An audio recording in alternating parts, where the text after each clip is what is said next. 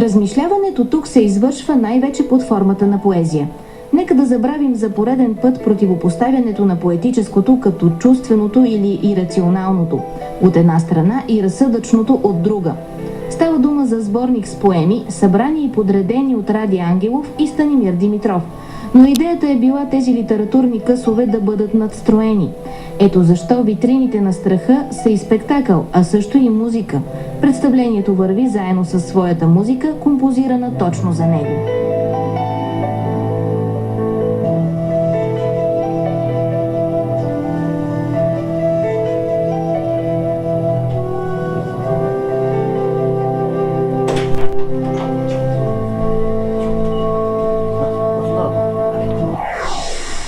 Мисля, че човек трябва да се освободи от оковите на обществото, на това, което му пречи да наскочи себе си и да започне да променя света, в който живее, за да започне да го управлява.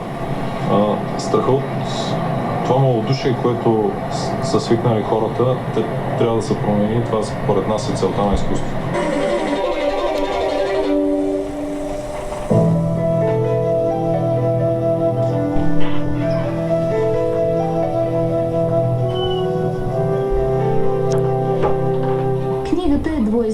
Което е само част, но съществена от умисъла й да бъде двойствена като човека, но да не остане там, а да търси снемането на противоположностите. Толкова много смисъл може да бъде открит в това сглобяване, извършено от група приятели, че просто ни се струва ненужно да се упражняваме по-нататък в коментари. Спойката, повярвайте ни, е в приятелството. Затова ето и имената им. Станимир Димитров, Ради Ангелов, Деница Стефанова, Евгения Маринчева, Иван Печев и Юлияна Радулова.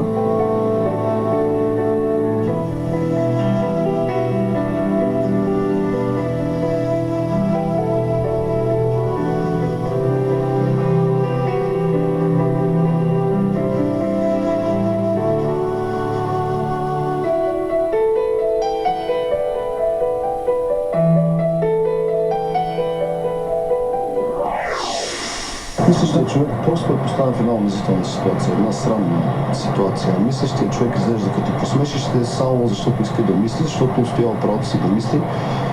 И това сякаш е някакво престъпление. Има такава страхотна подмяна, такова обръщане на ценностите, такова обръщане, такава размяна на центъра и периферията. Защото всяко едно общество, в което се разменят центъра и периферията, това вече води до трусове.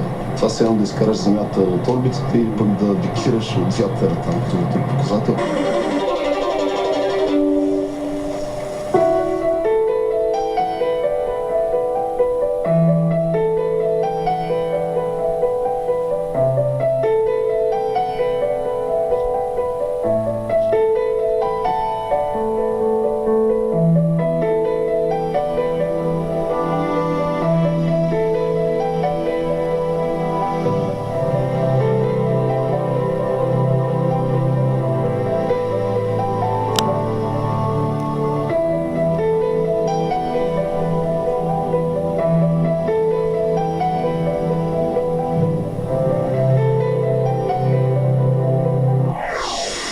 Всяка една идея е опасна, но не случайно в момента има един култ към мистицизма, което вкарва хората в една духовна бездна.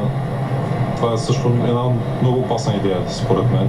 Чакайте, вие говорите за този мистицизъм, който е част пак от най-обща New Age и тези неща ли? Това ли имате преди или нещо по-различно? Самите окултни течения всяко и в изкуство, и в философия, които за мен са много опасни, понеже карат човека в бездната на небитието, извън общия живот около себе си. Той започва да се взира извън това, което се случва, и само отвъд и търси, и създава се един култ към смъртта, към отвъдното.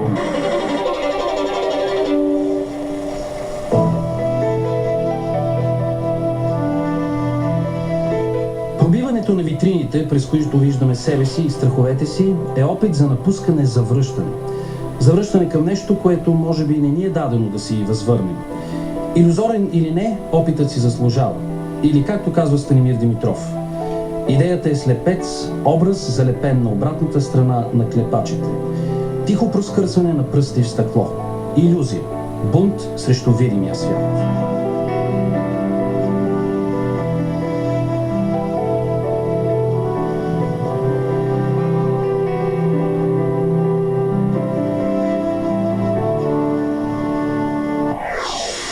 Абсолютизирането на относителността.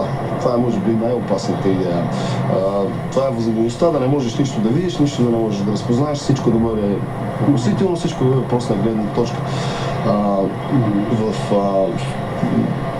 физическия свят нещата сякаш са по-прости, защото ако ви предложа, аз съм го казал и на друго места, чаша вода и чаша цянкали, предполагам, че няма да изпиете чашата с цянкали, но когато дебополизираме нещата, когато ти е това там всичко може, не отровата пак е толкова опасна.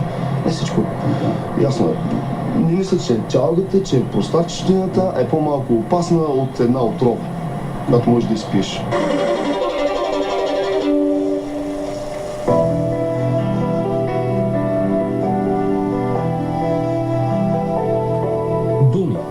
Думи.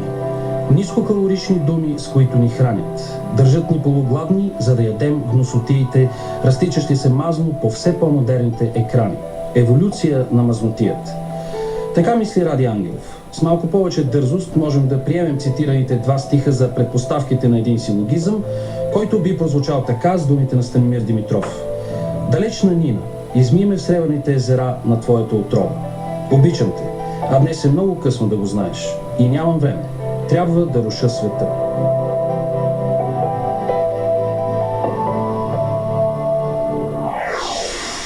Още с раждането си човека, след като започне да навлиза в обществото, започва да се страхува от смъртта и от изтичащото време. Това е един от най-големите страхове. Постепенно с времето той свиква с тази мисъл и дори я забравя. Може би... И като свикне, че устарява и свършва. Да, свършва живота. Единица точно това е казал. Един миг.